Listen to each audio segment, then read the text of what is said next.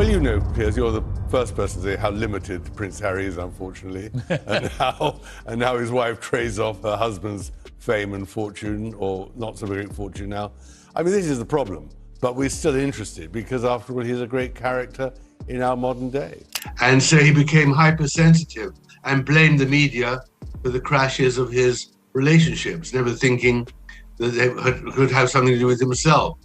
So he's a very complicated, depressed, unintelligent man who is seeking a role and has got really nobody on whom he could rely, which is in the end where Meghan stepped in. And a needy man met a woman who could help him with his needs. Very aggressive PR for the Sussexes, got way beyond herself because she really doesn't understand the British royal family or Britain, but understands how to project her clients. And so I think she got it wrong by leaking it or even letting anyone know about it. And of course, the news today that Harry's memoir is going to be published in the near future will just alarm the royal family here in England about what he's actually going to say to earn his money. But I do think that when you're mocked so publicly as they've been, their value begins to nosedive pretty quickly. And I don't think they're finding any more sources of income. Within just a few hours, the same headline began appearing everywhere. Different thumbnails, different voices, same message. Tom Bower leaked Meghan's secret divorce clause and Harry had no idea what he signed. The story spread fast, not because evidence suddenly appeared, but because it felt believable. And that's the first thing you need to understand. This story didn't go viral because it was proven. It went viral because it fit a narrative people already expected to be true. If you're being honest, you've seen this pattern before. A dramatic claim appears. A respected name is attached. Screenshots circulate. Reaction videos multiply. And before anyone asks the most basic question, where is the original source? The debate is already raging. Supporters rush to defend. Critics rush to condemn. The algorithm doesn't care who's right. Where it only rewards movement. And movement is exactly what this story created. Now let's slow this down, because slowing things down is where clarity starts. The claim centres on Tom Bower, a royal biographer known for portraying Meghan as strategic, prepared, and highly conscious of image and outcome. According to online narratives, I think personally, they've separated their professional lives, but I think what's really a great problem for them now, as of in the last few weeks, is that Meghan has got no real income anymore. She's finished. A man who she abandoned for months to the media and now presents her mother, Doria, speaking for the first time, telling outright lies about her ex-husband. I mean, this was a calculated attempt against the families. Tom Bower, the legendary royal author, is sharpening his quill for a new edition of his book set to reveal huge secrets inside Prince Harry and Meghan Markle's marriage. Bower allegedly revealed the existence of a divorce-related clause, something that would protect Meghan financially or legally if the marriage ended, and the implication is always the same. Meghan planned. Harry didn't understand. Meghan was prepared. Harry was naive. Here's the critical point. As of now, there is no publicly released document. There is no verifiable transcript. There is no direct, attributable quote in which Tom Bower clearly states the existence, wording, source or context of a specific divorce clause. That doesn't mean people are lying. It means the claim exists in a space of ambiguity. And ambiguity is the most powerful fuel in modern media. This is where people get uncomfortable, because ambiguity forces you to confront how belief actually works. Most viewers don't decide whether something is true based on documents. They decide based on whether it matches a pattern. And in the Meghan-Harry ecosystem, the pattern is already familiar. Meghan is framed as calculating.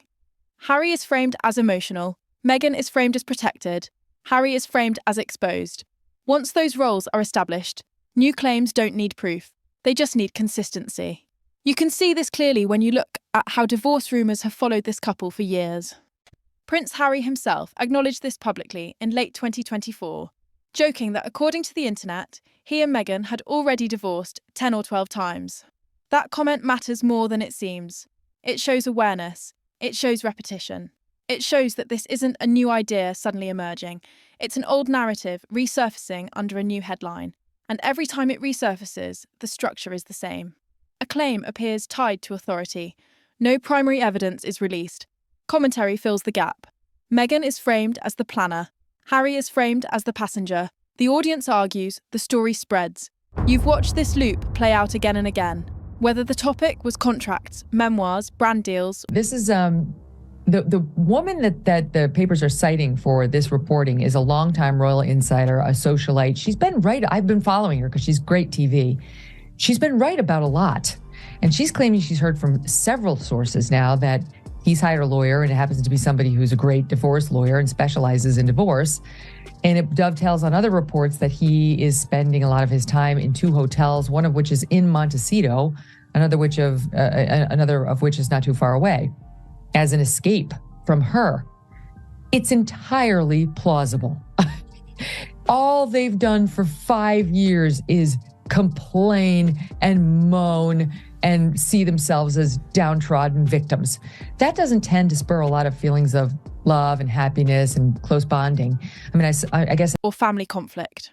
This is what I call the asymmetry story. It's the idea that one partner is always 2 steps ahead, while the other is always catching up. And it's incredibly sticky, because it simplifies everything. If something goes wrong, you don't need to ask hard questions. You already have a villain and a victim.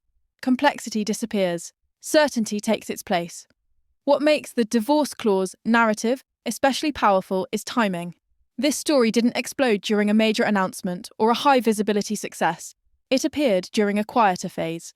No new Netflix rollout. Spotify already ended. Fewer public appearances. Silence invites speculation. And speculation loves authority-adjacent voices. Attach Tom Bower's name, and suddenly people feel justified repeating the claim even if they haven't seen the original source.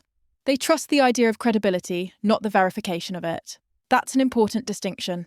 In today's media environment, authority doesn't need to speak directly. It only needs to be invoked. Another reason this story spreads so efficiently is that both sides participate in amplifying it. Critics share it as proof of manipulation. Supporters share it to argue against unfair attacks. The motivations differ, but the effect is identical. The claim travels further. The narrative hardens, and the absence of evidence becomes almost irrelevant. Now let's talk about Harry, because this is where the framing becomes especially revealing. The idea that Harry had no idea what he signed isn't just about legal documents or marriage arrangements. It's about stripping agency. It turns Harry into a character who is acted upon rather than someone who acts. Emotional, impulsive, led by others. But the public record doesn't fully support that image. Harry made a conscious decision to leave royal life.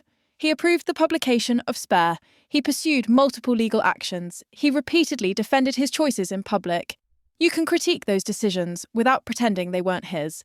Agency doesn't disappear just because outcomes are controversial. So when a story implies that Harry is perpetually unaware while Meghan is perpetually strategic, it's worth asking what purpose that framing serves.